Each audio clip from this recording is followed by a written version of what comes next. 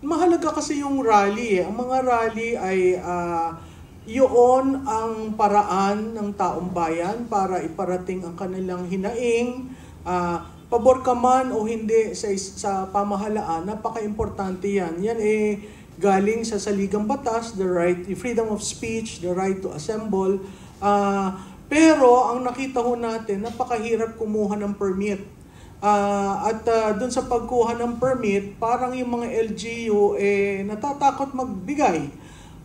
So ang pangalawa doon, ang mga pulis yung pinag-usapan ninyong lugar padami ng padami doon ang pulis, paliit ng paliit yung iyong area kung saan ang mga tao ay pupunta, tapos hinaharang yung mga sasakyan. Yun yung experience siya noong EDSA rally, itong nakahuli, no? Pag makikita nyo, ang daming jeep sa Santolan, ang ibang buses nasa Cubao, at sinasabihan yung mga tao na maglakad na lamang.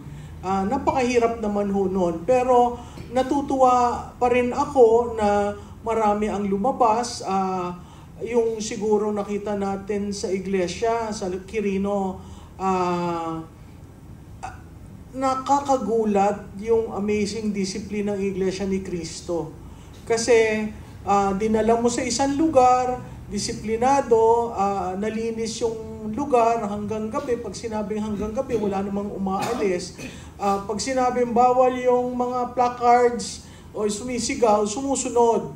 Kaya nga ang usapan ho, yung sa Quirino, yun ang talagang may order, yun dun sa PG, rated PG daw yung sa Quirino. At yung dun sa EDSA, yan yung Viva Hot Babes daw.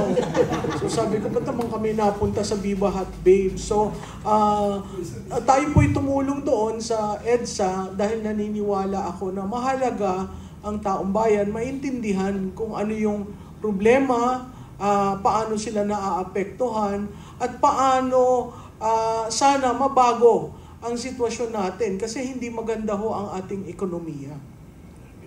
Karaol?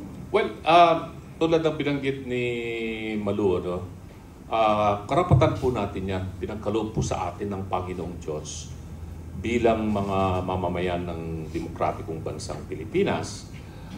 Alalahanin po ninyo yung Bill of Rights natin sa saligang batas, Article 3. These are inherent rights.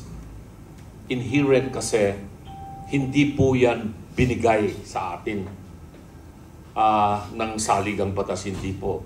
Talagang karapatan natin yan, pero nire-recognize ng ating saligang batas. At wag po natin pakakawalan po yung mga inherent rights na yan. At kasama na nga dyan yung freedom of expression, freedom of speech, of the press, and the freedom to peaceably assemble. Ibig sabihin, pwede tayong mag-rally para may parating natin yung saloobin natin, kaisipan natin, yung mga gusto nating mga issue na mailabas, pabor o kontra sa pamahalaan. Yun kasi ang essence ng tinatawag nating sovereignty resides in the people.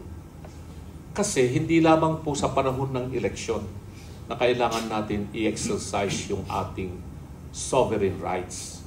Mas mahalaga na magkaroon tayo ng mga pagtitipon-tipon na katulad ng naganap na rally itong 16 and 17 itong buwan ng Nobyembre, at ituloy-tuloy pa po ito kasi hindi pa po tapos ito.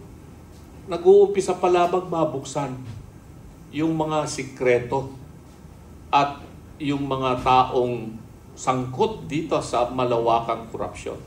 Hindi na nga natin nalalaman kung ano ang nangyayari sa ICI kasi mabubulagan na lamang tayo pag meron silang ilalabas na recommendation nila sa ombudsman kung sino yung mga makakasuhan ng anong kaso.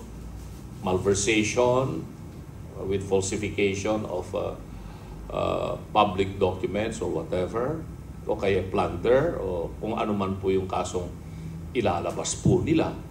So doon hindi natin kailangan hintayin na gawin po ng ICI. Kailangan po natin talagang idiretso po itong panawagan natin na hindi lamang po linisin itong kalat ng administrasyong ito, kung hindi, sabi nga, transparency, accountability, justice for good governance. At ma-achieve po natin yan pag ang taong bayan ay hindi mananahimik, hindi matatakot, at ipaglalaban po niya itong karapatang ipinagkaloob po sa atin ng buong may kapal. Lahat po ng napaloob po dyan sa Article 3 ng Bill of Rights po natin. Ulitin ko, inherent rights po itong mga ito. Pinagkaloob sa atin dyan ng buong may kapal. At nirecognize lamang po yan sa ating saligang batas. Yun lamang po. Dr. Richard? Yes po, talagang dapat magpatuloy pa yung mga rally natin. May post nga ako dati, sabi ko, ang mga Pilipino, ninakawang ka na, ginagawa ka pang tanga. So yung pag-rally natin is a sign na hindi po kami tanga. Yun yung sign, yun yung way natin tag-express sa kanilang mga ideas na kung anong sinasabi nila ay naniniwala na lang tayo kaagad. Give an example. Maganda na ang process ni Senator Marcoleta sa Blue Ribbon Committee. Breakthrough na yun eh. Ngayon, tinanggal siya as Blue Ribbon Committee Chair, pinalitan, pinadelay, pagkatapos andyan ang ICI, pero hindi daw i-televise. Sikreto lang muna.